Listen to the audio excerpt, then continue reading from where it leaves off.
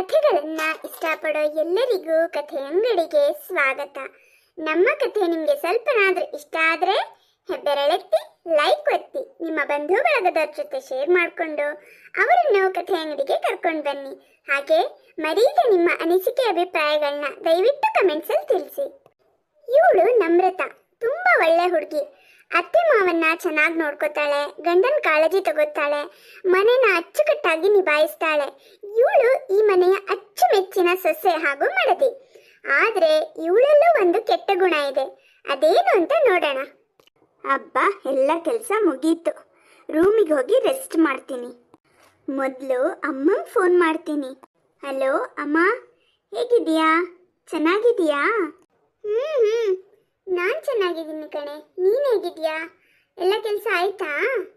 ಹ್ಞೂ ಅಮ್ಮ, ಎಲ್ಲ ಕೆಲಸ ಆಯಿತು. ಇವತ್ತೇನಾಯ್ತು ಗೊತ್ತಾ, ನಮ್ಮ ಮನೆಗೆ ನಮ್ಮ ಅತ್ತೆ ಕಡೆ ರಿಲೇಟಿವ್ ಬಂದಿದ್ದರು. ಅವ್ರ ಮಗಳ ಮದುವೆಗೆ ಹೇಳಿಕೆಗೆ ಇನ್ವಿಟೇಷನ್ ಕಾರ್ಡ್ ಕೊಟ್ಟು ಆಮೇಲೆ ಅತ್ತೆಗೊಂದೊಳ್ಳೆ ಸೀರೆ ಮತ್ತು ಮಾವಂಗೂ ಬಟ್ಟೆ ಕೊಟ್ಟಿದ್ರು. ಅತ್ತೆ ಸೀರೆ ತುಂಬ ಚೆನ್ನಾಗಿತ್ತಮ್ಮ.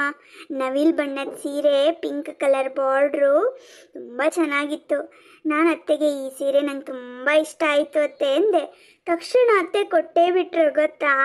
ತುಂಬ ಖುಷಿ ಆಯಿತು. ಅವರೆಲ್ಲ ಹೊರಟೋದ್ರು. ನಾನು ಅಡುಗೆ ಮನೆಗೆ ಬಂದೆ. ಅತ್ತೆ ರೂಮಲ್ಲಿ ರೆಸ್ಟ್ ಮಾಡ್ತಾಯಿದ್ರು.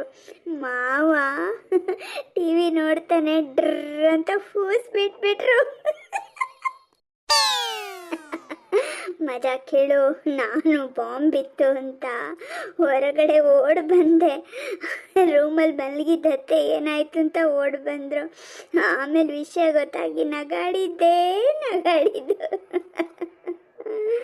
ಮತ್ತೆ ಏನು ಸಮಾಚಾರ?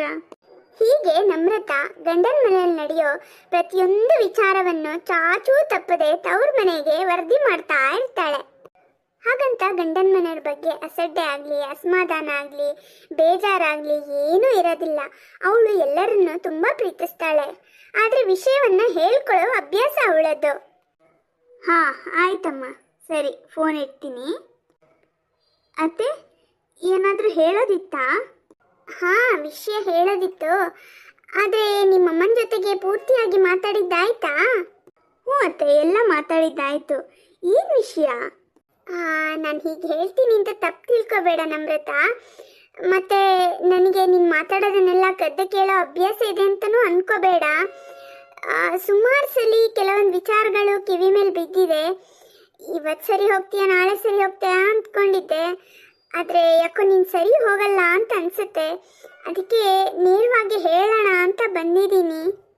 ಮತ್ತೆ ನೀವೇನು ಅಂತ ನನಗೆ ಗೊತ್ತು. ಯಾಕಿಷ್ಟೆಲ್ಲ ಪೀಠಿಕೆ ಹಾಕ್ತೀರಾ? ನೇರವಾಗಿ ಹೇಳಿ. ಬನ್ನಿ, ಕೂತ್ಕೊಂಡು ಮಾತಾಡೋಣ. ಕೂತ್ಕೊಂಡು ಮಾತಾಡೋ ಅಷ್ಟು ದೊಡ್ಡ ವಿಚಾರ ಏನಿಲ್ಲ ನಮ್ರತಾ. ನೀನು ನಿಮ್ಮಮ್ಮನಿಗೆ ಫೋನ್ ಮಾಡಿ ಇಲ್ಲಿ ವಿಚಾರ ಎಲ್ಲ ಹೇಳೋದು ಸರಿ. ಆದರೆ ಯಾವ್ದು ಹೇಳಬೇಕು ಯಾವ್ದು ಹೇಳಬಾರ್ದು ಅನ್ನೋದನ್ನು ಸ್ವಲ್ಪ ಯೋಚನೆ ಮಾಡಿ ಹೇಳಮ್ಮ. ಎಲ್ಲರೂ ಹೇಗೆ ಅಂದರೆ ಬೇರೆಯವ್ರ ನೆಗೆಟಿವ್ ವಿಚಾರಗಳನ್ನ ಮಾತ್ರ ಮನಸ್ಸಲ್ಲಿ ಇಟ್ಕೊಳ್ತಾರೆ. ಪಾಸಿಟಿವ್ ವಿಚಾರಗಳನ್ನ ಯಾರೂ ಅಷ್ಟು ಮನಸ್ಸಲ್ಲಿ ಇಟ್ಕೊಳ್ಳೋದಿಲ್ಲ. ಮುಂದೊಂದು ದಿನ ನಮ್ಗೆ ಯಾರಿಗೂ ಮುಜುಗರ ಆಗಬಾರ್ದು ಅಂತ ನಿಂಗೆ ಹೇಳ್ತಾ ಇದ್ದೀನಿ. ಅಂದರೆ ಇವತ್ತು ಬೆಳಗ್ಗೆ ನಿಮ್ಮ ಮಾವ ಬಿಡ ಆ ವಿಚಾರನ ನಿಮ್ಮ ಅಮ್ಮಂಗೆ ಹೇಳೋ ಅವಶ್ಯಕತೆ ಇರಲಿಲ್ಲ ಅಲ್ವಾ? ಇದನ್ನೇನಾದರೂ ನಿಮ್ಮ ಮಾವ ಕೇಳಿಸ್ಕೊಂಡ್ರೆ ಅವ್ರಿಗೆ ಬೇಜಾರಾಗತ್ತಲ್ವಾ? ಬೇರೆ ವಿಚಾರ ಎಲ್ಲ ಹೇಳಿದ ಸರಿ ಇದೆ ಅಲ್ಲ, ನಮ್ಮ ಬಗ್ಗೆ ಒಳ್ಳೆಯದನ್ನು ಮಾತ್ರ ಹೇಳು ಅಂತ ಹೇಳ್ತಿಲ್ಲ. ಆದರೆ ಈ ಥರದ್ದು ಚಿಕ್ಕ ಪುಟ್ಟ ವಿಷಯನ ಹೇಳೋದು ಸರಿಯಲ್ಲ ನಮ್ರತಾ. ಹಾಗೆಲ್ಲ ಏನೂ ಇಲ್ಲ ಅತ್ತೆ, ಸುಮ್ಮನೆ ಹೀಗೆ ಒಂದೊಂದೇ ಮಾತಾಡ್ತಾ ನೆನಪಾಗತ್ತೆ, ಹೇಳ್ತೀನಿ ಅಷ್ಟೇ. ನೀವು ಅದಕ್ಕೆಲ್ಲ ತಲೆ ಕೆಡಿಸ್ಕೋಬೇಡಿ. ಇಷ್ಟಕ್ಕೂ ಅಮ್ಮ ಯಾರು? ನಮ್ಮನೆಯವರೇ ಅಲ್ವಾ? ಈಗ ನಾನು ಈ ಮನೆಗೆ ಬಂದಮೇಲೆ ಈ ಮನೆಯೂ ನಂದು, ಆ ಮನೆಯೂ ನಂದು. ಅಲ್ಲಿ ನಡೆಯೋ ವಿಚಾರಗಳನ್ನೆಲ್ಲ ನಿಮ್ಮ ಹತ್ರ ಹೇಳಲ್ವಾ? ಹಾಗೆ ಇಲ್ಲಿದ್ದನ್ನು ಅಲ್ಲಿಗೆ ಹೇಳ್ತೀನಿ ಅಷ್ಟೇ. ಸುಮ್ಮನೆ ಏನು ಹೀಗೆ ಮಾತಿಗೆ ಹೇಳ್ತೀನಿ ಅಷ್ಟು ಬಿಟ್ಟರೆ ಬೇರೆ ಏನು ಉದ್ದೇಶ ಇಲ್ಲ ಅತ್ತೆ. ನೀವೇನು ತಲೆ ಕೆಡಿಸ್ಕೋಬೇಡಿ. ನೀನು ತುಂಬ ಒಳ್ಳೆಯವಳು ನಮ್ರತಾ. ಆದರೆ ಕೆಲವೊಂದು ವಿಚಾರಗಳಲ್ಲಿ ನಿಮಗೆ ಲೋಕಜ್ಞಾನ ತುಂಬ ಕಡಿಮೆ ಇದೆ ಅನಿಸುತ್ತೆ. ಆದರೆ ನೀನು ಈ ಬಗ್ಗೆ ಒಂಚೂರು ಗಮನ ಕೊಡೋದು ಒಳ್ಳೆಯದು. ಮುಂದೆ ಮುಜುಗರ ಆಗಿ ನೀನು ಬೇಜಾರು ಮಾಡಿಕೊಂಡು ನಮಗೂ ಬೇಜಾರಾಗೋ ಪರಿಸ್ಥಿತಿ ಬಂದರೆ ಕಷ್ಟ ಅಂತ ಹೇಳ್ತಾ ಇದ್ದೀನಿ. ನೋಡು, ನಿನ್ನಿಷ್ಟ. ಮತ್ತೆ ನನಗೆ ಈ ಮನೆ ಬೇರೆ ಅಲ್ಲ, ಆ ಮನೆ ಬೇರೆ ಅಲ್ಲ, ಎರಡೂ ಮನೆ ಗೌರವವನ್ನು ಕಾಪಾಡ್ಕೊಳ್ಳೋದು ನನ್ನ ಜವಾಬ್ದಾರಿ ಅತ್ತೆ. ನೀವೇನು ತಲೆ ಕೆಡಿಸ್ಕೋಬೇಡಿ. ಟೀ ಏನಾದರೂ ಮಾಡಿಕೊಡ್ಲಾ? ಬೇಡಮ್ಮ, ಏನೂ ಬೇಡ. ಸರಿ, ನಾನು ರೂಮಿಗೆ ಹೋಗಿ ರೆಸ್ಟ್ ಮಾಡ್ತೀನಿ. ಎಲ್ಲ ಒಳ್ಳೆ ಗುಣ ಇದೆ, ಇದೊಂದು ಕೆಟ್ಟ ಗುಣ ಇಲ್ಲದೆ ಇದ್ದಿದ್ರೆ ತುಂಬ ಒಳ್ಳೆ ಹುಡುಗಿ ಇವಳು. ದೇವ್ರೆ, ನೀನೇ ಕಾಪಾಡಬೇಕು. ಮತ್ತೊಂದಿನ. ಹಲೋ ಅಮ್ಮ. ಹಾಂ, ಈಗ ತಾನೇ ಅಡುಗೆ ಮನೆಯಿಂದ ಹೊರಗೆ ಹೋಗ್ತಾ ಇದ್ದೆ, ಅಷ್ಟರೊಳಗೆ ನೀನೇ ಫೋನ್ ಮಾಡಿದೆ. ಮತ್ತೆ ಹೇಗಿದೆಯಾ? ಹಾಂ, ನಾನು ಆರಾಮಾಗಿದ್ದೀನಿ ಕಣೆ. ಮತ್ತೆ ಏನು ಸಮಾಚಾರ? ಇವತ್ತೇನು ಅಡುಗೆ? ಇವತ್ತಾ ನೀರು ದೋಸೆ ಮತ್ತು ಮಶ್ರೂಮ್ ಕರಿ. ಅದೇನಾಯಿತು ಅಂದರೆ ನಾನು ಮಿಸ್ ಆಗಿ 2 ಲೋಟ ಅಕ್ಕಿ ನೆನೆಸೋ ಬದಲು 3 ಲೋಟ ನೆನೆಸ್ಬಿಟ್ಟೆ. ಅತ್ತೆಗೆ ಹೇಳಿದೆ, ಅದಕ್ಕೆ ಹೋಗಲಿ ಬಿಡು ಪರವಾಗಿಲ್ಲ, ಮಧ್ಯಾಹ್ನಕ್ಕೂ ಅದನ್ನೇ ಮಾಡಿದ್ರಾಯ್ತು ಅಂತ ತುಂಬ ಮಶ್ರೂಮ್ ಕರಿ ಮಾಡಿದ್ರು. ಹಾಗಾಗಿ ಬೆಳಗ್ಗೆಗೂ ಅದೇ ಆಯಿತು, ಇವರು ಬಾಕ್ಸಿಗೆ ಅದನ್ನೇ ತಗೊಂಡೋದ್ರು. ಈಗ ಮಧ್ಯಾಹ್ನಕ್ಕೂ ಇದೆ. ಕೆಲಸ ಏನೋ ಜಾಸ್ತಿ ಇಲ್ಲ ಅಲ್ಲ, ಹಾಗಾಗಿ ವಾರ್ಡ್ರೋಬ್ ಕ್ಲೀನ್ ಮಾಡೋಣ ಅಂತ ರೂಮಿಗೆ ಹೋಗ್ತಾ ಇದ್ದೆ. ಅಷ್ಟರಲ್ಲಿ ನೀನು ಫೋನ್ ಮಾಡಿದೆ. ಮತ್ತೆ ಎಲ್ಲ ಆರಾಮಲ್ಲ? ಹಾಂ, ನಾವೆಲ್ಲರೂ ಆರಾಮಾಗಿದ್ದೀವಿ. ಮತ್ತೆ ಇವತ್ತೇನು ಗಮ್ಮತ್ತು ನಡೀಲಿಲ್ವಾ? ಅಯ್ಯೋ, ಗಮ್ಮತ್ತು ನಡೀತಮ್ಮ, ಹೇಳಕ್ಕೆ ನಾಚಿಕೆ ಆಗತ್ತೆ. ಇವತ್ತೇನಾಯ್ತು ಗೊತ್ತಾ, ನಾನು ಅಡುಗೆ ಮನೆಯಲ್ಲಿ ಅಡುಗೆ ಮಾಡ್ತಾಯಿದ್ದೆ. ಇವ್ರು ಹಿಂದಿಂದ ಬಂದು ನನ್ನನ್ನು ಗಟ್ಟಿಯಾಗಿ ಹಿಡ್ಕೊಂಡ್ರು, ಕಿಸ್ ಮಾಡಿಬಿಟ್ರು. ಅಷ್ಟೊತ್ತಿಗೆ ಅತ್ತೆ ಬಂದರು ಗೊತ್ತಾ. ಹೀಗೆ ನಮ್ರತಾ ಚಿಕ್ಕ ಪುಟ್ಟ ವಿಷಯನ ಕೂಡ ತಾಯಿಗೆ ಹೇಳ್ತಾ ಇರ್ತಾಳೆ. ಮತ್ತೊಂದಿನ. ಇವತ್ತೊಂದು ಮಜಾ ವಿಷಯ ಕೇಳು. ನಮ್ಮ ಮಾವಂಗೆ 2-3 ದಿನದಿಂದ ತುಂಬ ಜ್ವರ ಇತ್ತು, ಊಟನೇ ಸೇರ್ತಾ ಇರಲಿಲ್ಲ. ಆದರೆ ನಾನು ಬಿಡ್ತೀನಾ, ಇವತ್ತು ಇಡ್ಲಿ ಮತ್ತು ಟೊಮೆಟೊ ಚಟ್ನಿ ಮಾಡಿದೆ. ಅದ್ರ ರುಚಿಗೆ ಮಾವ 3 ತಿನ್ನೋ ಬದಲು 4 ಇಡ್ಲಿ ತಿಂದ್ರು ಗೊತ್ತಾ. ನಿಂಗೆಷ್ಟು ಖುಷಿ ಆಯ್ತು ಗೊತ್ತಾ ಅಮ್ಮ. ನೋಡೆ ಪದ್ಮಾ, ನಿನ್ ಸೊಸೆ ಇದನ್ ಕೂಡ ತಾಯಿಗೆ ಹೇಳ್ತಿದ್ದಾಳಲ್ಲೇ. ಥೋ, ಏನು ಹೇಳಬೇಕು ಅಂತ ಗೊತ್ತಾಗದೇ ಇಲ್ಲ ರೀ. ತುಂಬ ಒಳ್ಳೆ ಹುಡುಗಿ, ಆದರೆ ಇದು ಒಂದು ವಿಚಾರದಲ್ಲಿ ಯಾಕೆ ಈಗ ಆಡ್ತಾಳೆ ಅಂತಾನೆ ಗೊತ್ತಾಗಲ್ಲ. ಹೀಗಿರ್ಬೇಕಾದ್ರೆ ಒಂದಿನ. ಓ ಹೌದಾ ಅಮ್ಮ, ನಿಜನಾ? ಆಯ್ತಾಯ್ತು, ನಾವೆಲ್ಲರೂ ಬರ್ತೀವಿ. ಈ ನೆಪದಲ್ಲಿ ನನಗೆ ಅಮ್ಮನ ಮನೆಗೆ ಬರೋ ಅವಕಾಶ ಸಿಕ್ತು. ಎಲ್ಲರೂ ನೋಡಿದಾಗ ಆಗತ್ತೆ. ಸರಿ ಅಮ್ಮ, ಬರ್ತೀನಿ. ಅತ್ತೆ, ಮಾವ. ಏನಮ್ಮ ನಮ್ರತಾ, ಯಾಕೆ ಕರಿತಿದ್ಯಾ? ಒಂದು ಖುಷಿ ವಿಷಯ ಅತ್ತೆ. ನಮ್ಮ ಅಮ್ಮನ ಮನೇಲಿ ಸತ್ಯನಾರಾಯಣ ಪೂಜೆ ಇಟ್ಕೊಂಡಿದ್ದಾರೆ, ನೀವೆಲ್ಲರೂ ಬರಬೇಕು ಅಂತ ಅಮ್ಮ ಹೇಳಿದ್ದಾರೆ. ಆಮೇಲೆ ಅಪ್ಪ ಮಾವಂಗೆ ಫೋನ್ ಮಾಡಿ ಹೇಳ್ತಾರಂತೆ. ನಾವೆಲ್ಲ ಹೋಗೋಣ ಅತ್ತೆ, ಪ್ಲೀಸ್. ನೀ ಇಷ್ಟೊಂದು ಕೇಳ್ಕೋಬೇಕ ನಮ್ರತಾ, ಎಲ್ರೂ ಹೋಗೋಣ, ಅದಕ್ಕೇನಂತೆ. ಥ್ಯಾಂಕ್ ಯು ಮಾವ. ನಿಮ್ಮಂಥ ಅತ್ತೆ ಮಾವನ ಪಡೆದಿದ್ದಕ್ಕೆ ನಾನು ತುಂಬ ಪುಣ್ಯ ಮಾಡಿದ್ದೀನಿ. ಪುಣ್ಯ ನೀನು ಮಾತ್ರ ಅಲ್ಲ, ನಾವು ಕೂಡ ಪುಣ್ಯ ಮಾಡಿದ್ದೀವಮ್ಮ. ನೀನು ತುಂಬ ಒಳ್ಳೆ ಹುಡುಗಿ, ಆದರೆ ಅದೊಂದೇ ಒಂದು ಕೆಟ್ಟ ಗುಣ. ಅದೊಂದು ಇಲ್ಲದೆ ಇದ್ದಿದ್ರೆ ನೀನು ಪುಟಕ್ಕಿಟ್ಟ ಚಿನ್ನ. ಮತ್ತೆ ಶುರು ಮಾಡಿದ್ರಾ? ಅತ್ತೆ, ನನಗೆ ಅಭ್ಯಾಸ ನಿಲ್ಸಕ್ಕಾಗಲ್ಲ. ಹೋಗ್ಲಿ ಬಿಡು ಪದ್ಮಾ, ಅಮ್ಮನ ಮನೆ ಹೋಗೋ ಖುಷಿಲಿದ್ದಾಳೆ, ಬಿಟ್ಬಿಡು. ಹಬ್ಬ ಪೂಜೆ ಎಲ್ಲ ಮುಗೀತು, ಎಲ್ಲ ಚೆನ್ನಾಗಾಯ್ತಲ್ವಾ? ಹೂನಮ್ಮ, ಪೂಜೆ ಎಲ್ಲ ಚೆನ್ನಾಗಾಯ್ತು, ತುಂಬ ಖುಷಿ ಆಯಿತು. ನಾವಿನ್ ಬರ್ತೀವಿ. ನಮ್ಮ ನಮ್ರತಾ 1-2 ದಿನ ಇಲ್ಲಿ ಉಳಿತಾಳಂತೆ, ನಾವಿನ್ ಬರ್ತೀವಿ. ವಿಶ್ವಾಸ್, ನೀನು ಹೇಳಿದ್ಯಲ್ವಾ, ಅದಕ್ಕೆ ನಾನು 2 ದಿನ ಇಲ್ಲಿ ಉಳಿತೀನಿ. ನಿನ್ನ ಮಾಮ ಮತ್ತು ಅಜ್ಜಿ ತಾತ ಎಲ್ಲರೂ ಊರಿಗೆ ಹೋಗ್ತಾರೆ, ನಾನು ಇಲ್ಲಿ ಉಳಿತೀನಿ. ಖುಷಿ ಅಲ್ವಾ ಈಗ? ಹ್ಞೂ ಅತ್ತೆ, ನೀನು ಇಲ್ಲಿರ್ತೀಯ ಅಂತ ನಂಗೆ ತುಂಬ ಖುಷಿ ಆಯಿತು. ಅಜ್ಜಿ ತಾತ ಬೇಗ ಊರಿಗೆ ಹೋಗ್ಬೇಕು ಅಂತ ಯಾಕೆ ಅರ್ಜೆಂಟ್ ಮಾಡ್ತಿದ್ದಾರೆ ಅಂತ ನಂಗೆ ಗೊತ್ತಾಯಿತು. ಏನು ಗೊತ್ತಾಯ್ತು ಪುಟ್ಟ? ನಿಮ್ಮ ಮಾವ ತುಂಬಾ ಊಸ್ಬಿಡ್ತಾರಂತಲ್ಲ ಪಾಪ. ಬೆಳಗ್ಗೆಯಿಂದ ಇಲ್ಲಿ ಊಸ್ಬಿಡ್ದೆ ಅವ್ರ ಹೊಟ್ಟೆ ಗಟ್ಟಿಯಾಗಿರ್ಬೇಕು, ಅದಕ್ಕೆ ಮನೆಗೆ ಹೋಗಕ್ಕೆ ಅರ್ಜೆಂಟ್ ಮಾಡ್ತಿದ್ದಾರೇನೋ ಅಲ್ವಾ? ಏಯ್ ವಿಶ್ವಾಸ್, ಎಲ್ಲಿ ಯಾವಾಗ ಹೇಗೆ ಮಾತಾಡಬೇಕು ಅಂತ ಗೊತ್ತಾಗಲ್ವ ನಿಂಗೆ? ಅಮ್ಮ, ನೀವು ದೊಡ್ಡವರು, ನೀವು ಆಡ್ಕೊಂಡು ನಗ್ಬೋದು, ನಾನು ಮಾತ್ರ ನಗ್ಬಾರ್ದಾ? ನೀವೇನು ಬೇಜಾರಾಗಬೇಡಿ. ಏಯ್ ಕತ್ತೆ, ಒಳಗೆ ಹೋಗೋಣ, ಮಾಡ್ತೀನಿ ನಿಂಗೆ. ಛೇ, ಎಂಥ ಕೆಲಸ ಆಗೋಯ್ತು. ನಮ್ರತನ ಇನ್ನೊಬ್ಳು ಅತ್ತಿಗೆ ರಾಧಾ ಬರ್ತಾಳೆ. ಏನು ನಮ್ರತ, ಇಲ್ಲಿ 4 ದಿನ ಇದ್ದೋಗ್ತೀಯಂತೆ, ನಿನ್ನ ಗಂಡನ ಕಷ್ಟ ಆಗಲ್ವಾ? ಕಷ್ಟನಾ? ನನಗೆ ಯಾಕೆ ಕಷ್ಟ ಆಗುತ್ತೆ? ಕಷ್ಟ ಯಾಕಾಗುತ್ತೆ ಅಂತ ನಮ್ಮ ನಮ್ರತ ಅತ್ತೆ ಹತ್ರ ಎಲ್ಲ ಹೇಳ್ಕೊತಾಳೆ.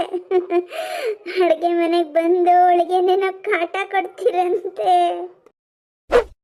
ರಾಧಾ, ಹಾ ಬಂದೆ ಅತ್ತೆ.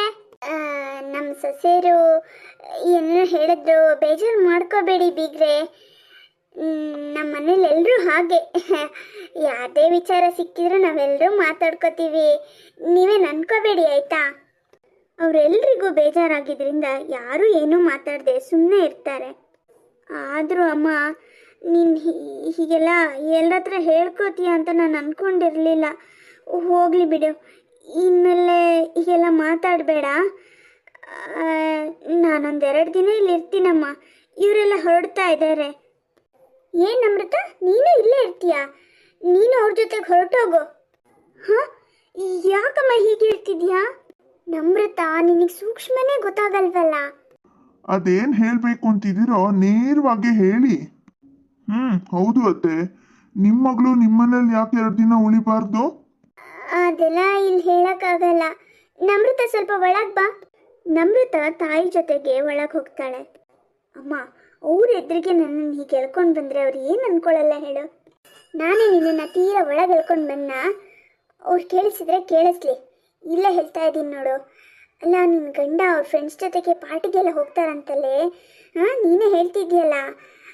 ಮತ್ತು ನೀನು ಇಲ್ಲಿ ಉಳ್ಕೊಂಡ್ರೆ ಅವ್ರು ಕುಡಿಯೋದು ಗಿಡಿಯೋದು ಕಲ್ತ್ರೆ ಏನೇ ಮಾಡ್ತೀಯಾ? ಅಮ್ಮ, ಅವ್ರಿಗಂತ ಯಾವ ಕೆಟ್ಟ ಅಭ್ಯಾಸನೂ ಇಲ್ಲ ಅಮ್ಮ. ನನಗೆ ಗೊತ್ತಲ್ವಾ, ನನ್ನ ಗಂಡ ಬಂಗಾರ ಬಂಗಾರ. ನೀನೇ ಬಂಗಾರ ಬಂಗಾರ ಅಂತ ಹೇಳಬೇಕು. ನಿಮ್ಮ ಮನೇಲಿ ಒಬ್ಬೊಬ್ಬರು ಒಂದೊಂದು ಥರ. ನಿಮ್ಮ ಮಾವಂಗೆ ಹೊಟ್ಟೆ ಕೆಟ್ಟಾಗ ನೀನು ಮಾಡಿಕೊಟ್ಟಿದ್ದನ್ನು ಚೆನ್ನಾಗಿ ತಿಂತಾರೆ. ಇನ್ನು ನಿಮ್ಮತ್ತೆ ಅಯ್ಯಯ್ಯ, ಅವ್ರದ್ದು ಇನ್ನೊಂದು ಥರ ಅವತಾರ. ನಿನ್ನ ಗಂಡ ಒಂಥರ. ನೀನು ಇಲ್ಲಿಗೆ ಬಂದರೆ ಅಷ್ಟೇ ಕತೆ. ನೀನು ಇಲ್ಲಿರೋ ಅವಶ್ಯಕತೆನೇ ಇಲ್ಲ. ಹೋಗೋವ್ರ ಜೊತೆಗೆ. ಅಮ್ಮ, ಮೆತ್ತಿಗೆ ನೋಡಿ ನಮ್ರತ, ಮನೆಯಲ್ಲಿ ಸಾಕಷ್ಟು ಕೆಲಸ ಇದೆ. ನನಗೆ ಮಾತಾಡ್ಕೊಂಡು ನಿಲ್ಲೋಷ್ಟು ಪುರ್ಸೋತಿಲ್ಲ. ಮತ್ತೆ ಫೋನಲ್ಲಿ ನನ್ನ ಹತ್ರ ಗಂಟೆಗಟ್ಟಲೆ ಮಾತಾಡ್ತಾ ಇದ್ದೆ. ಈಗ ಪುರ್ಸೋತಿಲ್ವಾ? ಫೋನಲ್ಲಿ ನೀನು ಮಧ್ವಾದ ವಿಷಯ ಹೇಳ್ತಾ ಇದ್ದೆ, ಕೇಳಿಸ್ಕೊತಾ ಇದ್ದೆ. ಈಗ ಹಾಗಲ್ಲಮ್ಮ. ಅಮ್ಮ, ಅವ್ರ ಬಗ್ಗೆ ನೆಗೆಟಿವ್ ಮಾತ್ರ ಅಲ್ಲ, ಒಳ್ಳೊಳ್ಳೆ ವಿಚಾರನೂ ಹೇಳ್ತಾ ಇದ್ದೆ ಅಲ್ವಾ? ಅದನ್ನ ಯಾಕೆ ನೀನು ತಲೆಯಲ್ಲಿ ಇಟ್ಕೊಂಡಿಲ್ಲ? ನೀನು ಅವ್ರ ಬಗ್ಗೆ ಒಳ್ಳೊಳ್ಳೆ ಮಾತಾಡ್ತಿದ್ಯಾ? ನನಗಂತೂ ನೆನಪೇ ಇಲ್ಲಪ್ಪ. ಈ ಮಾತುಗಳನ್ನೆಲ್ಲ ಕೇಳಿಸ್ಕೊಳ್ತಿದ್ದೆ ಈ ಮೂವರಿಗೆ ತುಂಬಾ ಬೇಜಾರಾಗುತ್ತೆ. ನಮ್ರತ, ಏನಮೃತ? ನಮ್ರತ, ನೀನು ಇಲ್ಲೇ ಉಳ್ಕೋತಿಯಾದ್ರೆ ಉಳ್ಕೋ, ನಮ್ಮ ಜೊತೆಗೆ ಬರೋದಾದ್ರೆ ಬಾ. ನಾವಂತೂ ಇನ್ನಿಲ್ಲಿರಲ್ಲ, ನಾವು ಹೊರಡ್ತಾ ಇದ್ದೀವಿ. ಬರ್ತೀಯಾದ್ರೆ ಬಾ, ಇಲ್ಲ ಅಂದ್ರೆ ಇಲ್ಲೇ ಇರು, ನಿನ್ನಿಷ್ಟ. ಇಲ್ಲ ರೀ, ನಾನು ಬರ್ತೀನಿ, ನಾನು ನಿಮ್ಮ ಜೊತೆಗೆ ಬರ್ತೀನಿ. ಸರಿ ಬಾ. ನಮ್ರತ ತಾಯಿಗೆ ಒಂದು ಮಾತು ಹೇಳ್ದೆ ಸೀದಾ ಅವ್ರು ಹೊರಟು ಬಿಡ್ತಾಳೆ. ನಾವು ಯಾಕಾದರೂ ಅವ್ರ ಮನೆಗೆ ಹೋದ್ವು. ನಮ್ರತಂಗೆ ನಿಜಕ್ಕೂ ತುಂಬಾ ಬೇಜಾರಾಗುತ್ತೆ. ಒಂದು ನಿಮಿಷ ನನ್ನ ಮಾತು ಕೇಳಿ. ಇವತ್ತು ನಿಮ್ಮೆಲ್ಲರಿಗೂ ಬೇಜಾರಾಗೋದಕ್ಕೆ ನಾನೇ ಕಾರಣ. ನಂದೇ ತಪ್ಪು. ಅತ್ತೆ ನನಗೆ ತುಂಬ ಸಲ ಬುದ್ಧಿ ಹೇಳಿದ್ರು, ಆದರೆ ನಾನು ಕೇಳಿಸ್ಕೊಂಡಿಲ್ಲ. ನನ್ನ ತಪ್ಪಾಯಿತು. ಇನ್ಮೇಲೆ ಯಾವತ್ತು ಇಲ್ಲಿದ್ದು ಯಾವ ವಿಚಾರನೂ ಆ ಮನೇಲಿ ಹೇಳಲ್ಲ. ನನ್ನ ನಂಬಿ. ನಿನಗೆ ಬುದ್ಧಿ ಬರೋದಾ? ನಿನಗೆ ಬುದ್ಧಿ ಬರೋದು ಖಂಡಿತ ಸಾಧ್ಯ ಇಲ್ಲ. ಈಗ ನಿಮ್ಮ ಅಮ್ಮನ ಫೋನ್ ಬಂತು ಅಂದರೆ ಮತ್ತೆ ಏನಾದರೂ ಇಲ್ಲಿ ವಿಷಯನ ಹೇಳ್ತೀಯ. ಸಾಕಮ್ಮ ಸಾಕು, ಇನ್ನು ಯಾವತ್ತು ನಿನ್ನ ತವ್ರ ಮನೆಗೆ ನಮ್ಮನ್ನು ಕರಿಬೇಡ. ನಾವು ಯಾರೂ ಬರಲ್ಲ. ನನ್ನಿಂದ ನಿಮಗೆಲ್ಲ ಎಷ್ಟು ನೋವಾಗಿದೆ ಅಂತ ನನಗೆ ಗೊತ್ತು. ತಪ್ಪಾಯಿತು. ಅತ್ತೆ ಎಷ್ಟು ಸಲ ಹೇಳಿದರೆ ನಾನು ಅರ್ಥ ಮಾಡ್ಕೊಂಡಿರಲಿಲ್ಲ. ಆದರೆ ಇವತ್ತೆಲ್ಲ ಅರ್ಥ ಆಯಿತು. ದಯವಿಟ್ಟು ನನ್ನ ಕ್ಷಮಿಸಿ. ಒಂದೇ ಒಂದು ಅವಕಾಶ ಕೊಡಿ. ಹೋಗಲಿ ಬಿಡು ನಮ್ರತ, ಈಗ ನಿನಗೆಲ್ಲ ಅರ್ಥ ಆಯ್ತಲ್ಲ. ಯಾವತ್ತೂ ಅಷ್ಟೇ ಅಮ್ಮ, ತವ್ರ ಮನೆ ವಿಷಯ ಗಂಡನ ಮನೇಲಿ ಹೇಳಬಾರ್ದು, ಗಂಡನ ಮನೆ ವಿಷಯ ತವ್ರ ಮನೆಗೆ ಹೇಳಬಾರ್ದು. ಇದು ಒಂದು ಲೋಕಾರೂಢಿ ಮಾತು. ಆದರೆ ಇವತ್ತು ನಿಜ ಅಂತ ನಿನಗೂ ಅನ್ನಿಸ್ತಲ್ವಾ? ಪರವಾಗಿಲ್ಲ ಬಿಡು, ಆಗಿದ್ದಾಗೋಯ್ತು. ಇನ್ಮೇಲೆ ಈ ತಪ್ಪು ಮಾಡಬೇಡ ಆಯ್ತಾ? ಖಂಡಿತ ಮಾಡಲ್ಲ. ಒಳ್ಳೊಳ್ಳೆ ವಿಚಾರಗಳನ್ನ ಮಾತ್ರ ಹೇಳ್ತೀನಿ, ಅದು ಅಗತ್ಯವಿರೋ ವಿಚಾರ. ಅನಗತ್ಯವಾಗಿ ಏನೂ ಮಾತಾಡಲ್ಲ ನಾನು. ಹೋಗ್ಲಿ ಬಿಡಮ್ಮ, ಏನೋ ಒಂದು ಕೆಟ್ಟಗಳಿಗೆ ಎಲ್ಲ ನಡೆದೋಯ್ತು. ಇನ್ಮೇಲೆ ಈ ತಪ್ಪು ಮಾಡಲ್ಲ ಅಂತ ನೀನೇ ಹೇಳ್ತಿದ್ಯಲ್ವಾ, ನೀನೇ ನಂಬ್ತೀವಿ. ನೀನೇ ನಮ್ಮ ಮನೆ ಮಗಳು, ನೀನೇ ನಮ್ಮ ಸೊಸೆ. ಪರವಾಗಿಲ್ಲ ಬಿಡು. ಇದು ಒಂದು ಅವಕಾಶ ಕೊಟ್ಟಿದ್ದೀನಿ ನಮ್ರತಾ, ಇದನ್ನ ಮಿಸ್ಯೂಸ್ ಮಾಡ್ಕೊಳ್ಳೋ ಹಾಗಿಲ್ಲ. ಇಲ್ಲ ರೀ, ಖಂಡಿತ ಇಲ್ಲ. ಅಂತೂ ಕೊನೆಗೂ ನಮ್ರತಾ ಬುದ್ಧಿ ಕಲಿತ್ಲು. ಈ ಕಥೆ ನಿಮ್ಗೆ ಹೇಗೆ ಅನ್ನಿಸ್ತು ಅನ್ನೋದನ್ನ ದಯವಿಟ್ಟು ಕಮೆಂಟ್ಸಲ್ಲಿ ತಿಳಿಸಿ. ಹಾಗೆ ಲೈಕ್, ಶೇರ್, ಸಬ್ಸ್ಕ್ರೈಬ್ ಮಾಡಿ ಪ್ರೋತ್ಸಾಹ ಕೊಡೋದನ್ನ ಮರಿಬೇಡಿ. ಇನ್ನೊಂದು ಚಂದದ ಕಥೆಯಲ್ಲಿ ಸಿಗೋಣ. ಧನ್ಯವಾದಗಳು.